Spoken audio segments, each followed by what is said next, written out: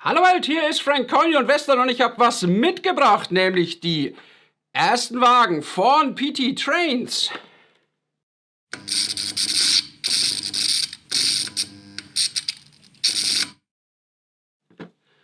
Wie sollte es anders sein, hat PT Trains natürlich einen Containertragwagen als ersten Wagen aufgelegt. Genauer genommen einen SGN-SS. Der kommt aktuell in 3 Varianten, einmal unbeladen, dann beladen mit einem oder 2 Containern und zu guter Letzt mit Holztragegestellen. Der ein oder andere wird sich erinnern, dass ich so einen Wagen schon mal vorgestellt habe, damals aber von Sudexpress, und von dem war ich ja nur so mäßig begeistert. Wir werden also jetzt mal schauen, ob und wenn ja PT Trains da was besser gemacht hat. Wenig anders zu erwarten hat PT Trains als Erstlingswerk im Wagenbereich natürlich einen Containerwagen aufgelegt, den SGN SS nach portugiesischem Vorbild und in verschiedenen Lackierungen portugiesischer Gesellschaften. Unter anderem, ich habe jetzt hier den von Tacargo, sieht man hier am Aufkleber, und den werden wir uns gleich auch mal genauer anschauen und jetzt erstmal unboxen, was man direkt auf den ersten Blick sieht, wenn ich die Spiegelung wegnehme. Der Wagen ist in der Packung sehr interessant angeordnet. Und zwar sieht man ihn nicht von der Seite, sondern von oben. Das kenne ich so von keinem anderen Hersteller und war so das Erste, was mir an dieser Verpackung aufgefallen ist. Ansonsten ist es eine ganz normale, hochwertige Wagenverpackung. Ich will jetzt hier mal an der Seite aufmachen.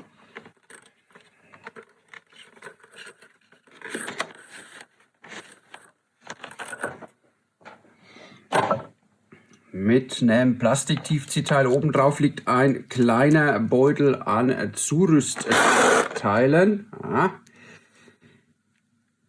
Da sind unter anderem Rangiertritte drin und Kupplungsimitationen, Schlauchimitationen und auch ein paar Klappriegel. Unten drunter liegt eine Anleitung. Der hier ist jetzt sogar auf 200 Einheiten limitiert. In der Anleitung gibt es dann hier so eine Explosionszeichnung, beziehungsweise eine Skizze vom eigentlichen Wagen und ein paar warme Worte. Hinten drauf ist der komplette Ersatzteilkram nochmal aufgelistet, falls man da nochmal was nachbestellen muss.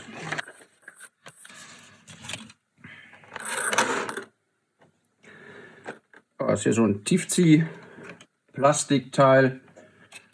Das, wenn man abnimmt, kommt der eigentliche Wagen zum Vorschein, der dann nochmal in so ein Plastik eingeschlagen ist, wie man das eigentlich von allen Herstellern mittlerweile kennt. Und dann haben wir hier den eigentlichen Wagen.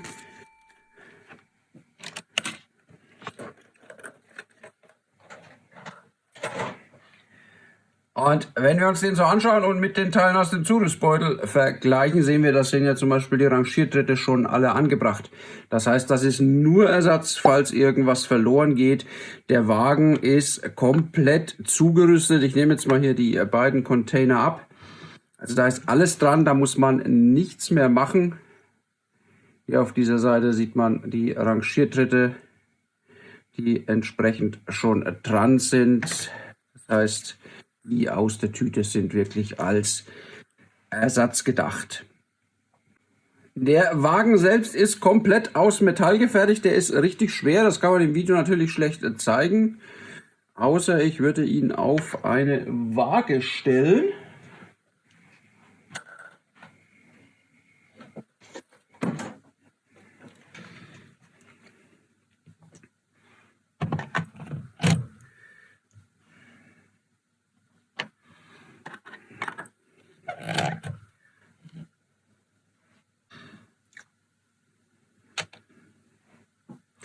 Und der bringt hier stattliche 72 Gramm auf diese Waage. Wie gesagt, komplett aus Metall gefertigt, bis auf halt die Anbauteile, die dann aus Plastik bestehen. Und was wir jetzt hier auf der Schneidmatte sehen, ist einer der größten Vor- und größten Nachteile dieses Wagens. Das sind nämlich zwei der Klappriegel, die abgefallen sind. Dieser Wagen hat tatsächlich anders als die vom gleichen Typ von Sudexpress aufgelegten, wirklich klappbare Klappriegel, reiht sich da also ein in den Reigen von Kombimodell und auch von Rocco, die ja das auch mit dem neuesten T3000 hinbekommen haben. Allerdings sitzen die Klappriegel tatsächlich teilweise etwas sehr locker und das ist eines der Bauteile, die man im normalen Anlageneinsatz wahrscheinlich relativ schnell überall über die Anlage verteilt findet. Aber ich mag diese Art der Vorbildtreue, dass man die Klappriegel, der hier sitzt zum Beispiel auch nicht richtig, der dürfte auch gleich abfallen. Oder wir müssen ihn wieder gerade ziehen. Ich mag diese Art der Detailtreue und freue mich über diese klappbaren Klappriegel. Man wird da für den Anlageneinsatz aber sicherlich ein bisschen für Fixierung sorgen müssen, etwa mit einem Tropfen Hin- und Wegkleber oder auch Weißleim, der sich ja auch spurlos wieder entfernen lässt, aber für mehr Halt eben sorgt bei bestimmten Sachen. Im Zurüstbeutel enthalten ist auch tatsächlich eine eher übersichtliche Anzahl von, ich glaube jetzt hier 4 oder 5 Klappriegeln. Also das bringt einen dann am Ende des Tages auch nicht wirklich weiter, wenn man die mal über die Anlage verteilt hat. Ich habe jetzt hier mal das Grundmodell gewechselt, denn rot lackierte Klappriegel an dem auch ansonsten rot lackierten Wagen sind halt dann doch eher schwierig auszumachen. Das ist jetzt hier ein Wagen, der für die spanische Gesellschaft Renfe fährt, in blau lackiert und mit gelben Klappriegeln ausgestattet. Und wir gucken uns da hier gerade mal die Funktionalität der Klappriegel an, die man also hier nach oben klappen kann. Was man auch sehen kann, dazu muss ein Wagen etwas drehen, ist, dass in dem Klappriegel hier tatsächlich ein Loch drin ist, oben im Zapfen. Da kommen wir nämlich gleich noch dazu. Denn es gibt neben diesen Modellen, die hier mit Containern, natürlich mit Containern aus dem eigenen Hause, sprich mit zu öffnenden Türen beziehungsweise auch mit abzunehmender Plane bei den Open-Top-Containern, die ich am Anfang hatte, ausgerüstet sind, auch noch Wagen mit Holzladegestellen. Und die Holzladegestelle sind tatsächlich mit entsprechenden Stiften hier in den Klappriegeln befestigt. Wenn man da etwas grobmotorisch einfach anzieht, dann passiert das, was ich hier geschafft habe, dass man sich so einen Stift kaputt hutzt und damit das Holzladegestell hier locker ist. Interessanterweise hat der Klappriegel selbst keinen Schaden genommen in der Öse und im Zurüstbeutel für die Wagen mit den Holzladegestellen sind dankenswerterweise auch ein paar von diesen Stiften beigelegt, damit man das wieder entsprechend befestigen kann, wenn man es hier mit roher Gewalt kaputt gemacht hat. Das habe ich jetzt hier mal gemacht und damit sind jetzt auch hier alle Holzladegestelle wieder fest. Auch wenn das Verbauen des Pins nicht so richtig vergnügungssteuerpflichtig ist. Es sind auch relativ wenige davon im Zurüstbeutel dabei. In dem waren es jetzt konkret 2, von denen mir einer schon mal direkt irgendwie durch die Lappen gegangen ist, weil er mir von der Pinzette gesprungen ist. Also auch hier würde man sich wünschen, dass im Zurüstbeutel ein bisschen mehr von den Teilen, die gerne mal verloren gehen können, enthalten sind, damit man hier nicht direkt irgendwie nachkaufen muss. Zwischen dem Containertragwagen der Renfe im Hintergrund und dem mit Holzladegestellen beladenen von der Takago im Vordergrund gibt es auch noch eine kleine Unterscheidung bei der Anzahl der Klappriegel, die von PT Trains entsprechend auch im Modell korrekt umgesetzt wurde.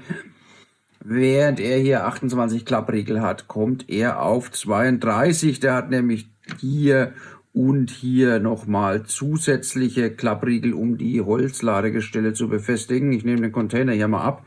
Und dann sieht man, dass hier am Renfe-Wagen tatsächlich kein Klappriegel ist, während man hier sieht, dass da der Klappriegel und der entsprechende Befestigungspin für das Holzladegestell sitzen. Die Wagen sind absolut sauber und makellos lackiert. Selbst zwischen Anbauteilen und dem eigentlichen Metallrahmen sind keinerlei farbliche Unterschiede zu erkennen.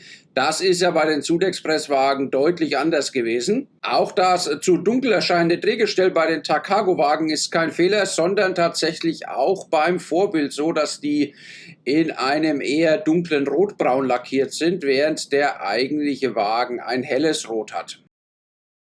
Die hauseigenen Container passen, wie nicht anders zu erwarten, perfekt auf die Wagen. Wie sich das mit Fremdfabrikaten verhält, habe ich nicht getestet. Alle Drucker auf den Wagen sind sauber und sehr gut lesbar. Selbst die Holzladegestelle sind bedruckt. Absperrhähne, Verzurrösen und weitere Details sind zusätzlich farblich abgesetzt. Die Wagen sind unbeladen mit 50 € im Handel erhältlich und beladen je nach Ladegut zwischen 60 und 70 €. Damit sind sie auch preislich sehr attraktiv, vor allen Dingen, wenn man bedenkt, dass man bei den Containern als Beladung natürlich die sehr guten Container von PT Trains bekommt. PT Trains ist mit diesen Wagen meiner Meinung nach ein beeindruckendes Erstlingswerk gelungen mit einem kleinen Malus und gerade für mich als Effektbahner natürlich umso ärgerlicher die Klappriegel. Die sind im Anlagenalltag sehr sicher schlicht unbrauchbar. Selbst für das Fotoshooting hat sich am Cup-Train-Wagen direkt wieder ein Klappriegel gelöst und da wurde der Wagen nicht wirklich viel bewegt.